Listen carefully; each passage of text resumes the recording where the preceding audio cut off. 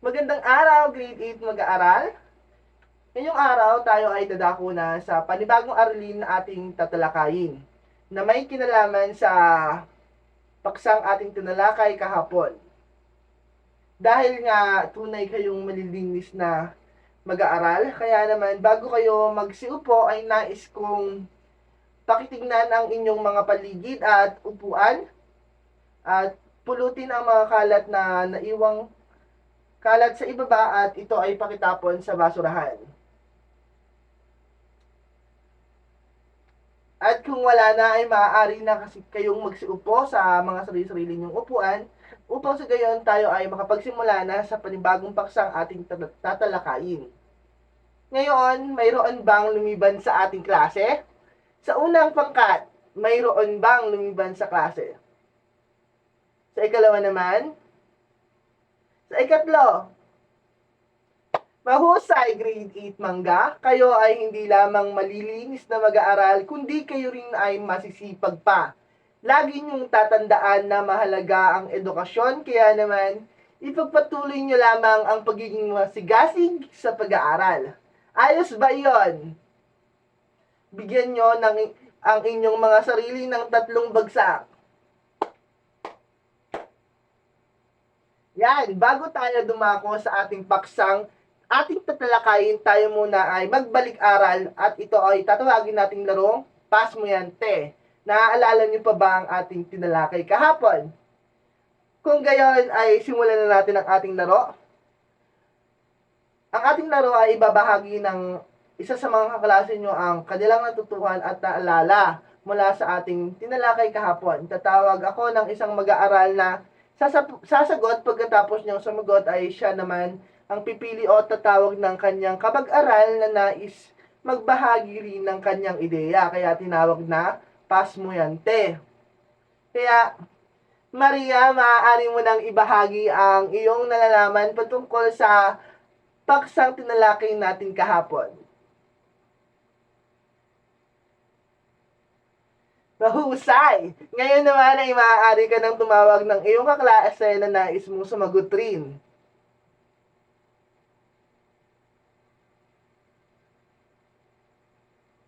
Magaling! Tunay na inyong naaalala ang ating pinag-aralan kahapon? Mahuhusay kayo grade 8 mangga sapagkat kapansin-pansin na naitanim nyo sa inyong isipan ang mga pinag-aralan natin kahapon upang ipagpatuloy ang ating pagsa. Kayo ay aking binabati na ipagpatuloy nyo lamang ang pag-aaral ng maigi. Ngayon naman, upang malaman natin ang susunod na yugto ng kabanata ng istorya ni Florante at Laura na binasa natin kahapon ay may inihanda akong gawain. At ang gawain ito ay tatawagin nating Tukuyin Mo Ako. May mga larawan ako ipapakita na magbibigay ideya sa kung ano ang ating tatalakayin ngayon. Unang-una kayo ay manghuhula. Oo, manghuhula. Ang unang makakapagtaas ng kamay na nais sumagot ay siya ang sasagot. Kapag tama ang sagot na ibinigay, ay makakatanggap ng gantimpala. Okay. Sino ang maaaring sumagot? Okay, Angelo. Dahil ikaw ang naunang makapagtaas ng kamay, kaya ikaw ang sasagot. Ano sa tingin mo ang mensahe o ibig sabihin ng larawan? Magaling!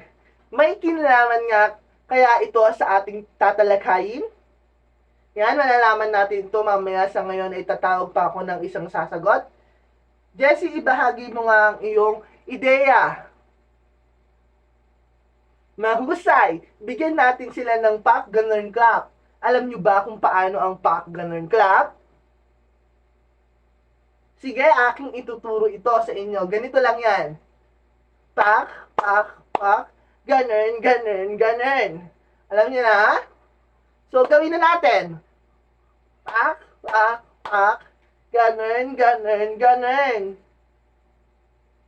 Magaling, grade 8 mangga. Mukhang handang-handa na kayo sa ating susunod na gagawin.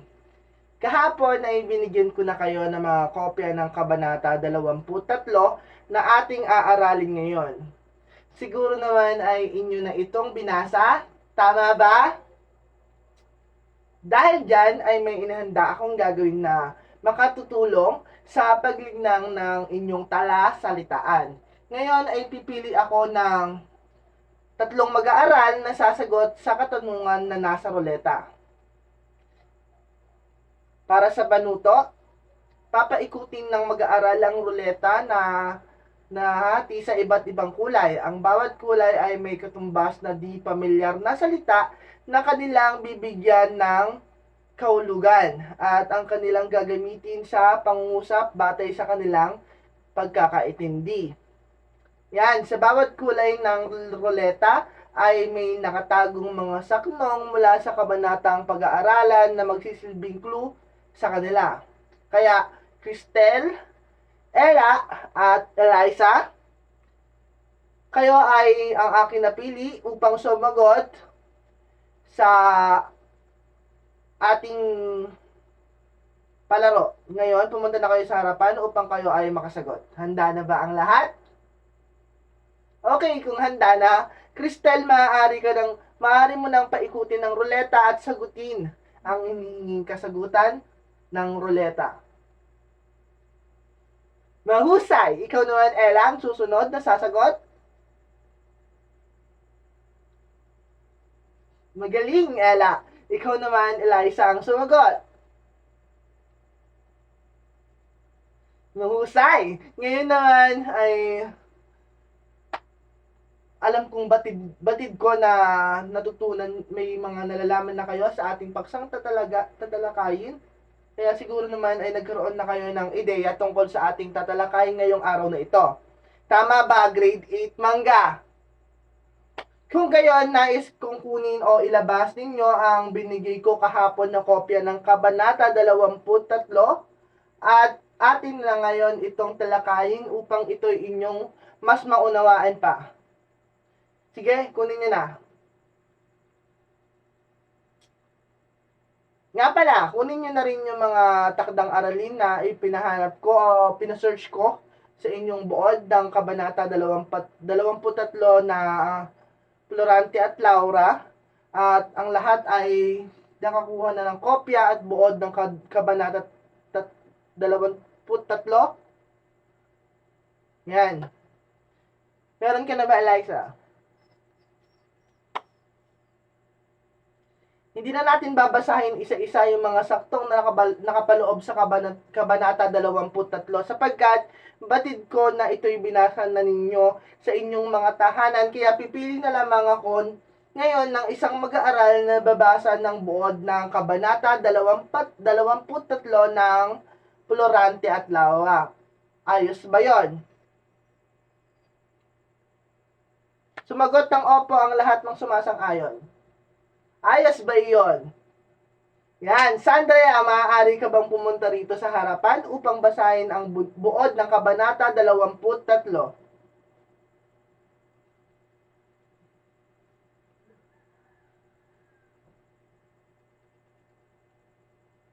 Napakahusay. Maraming salamat, Sandra.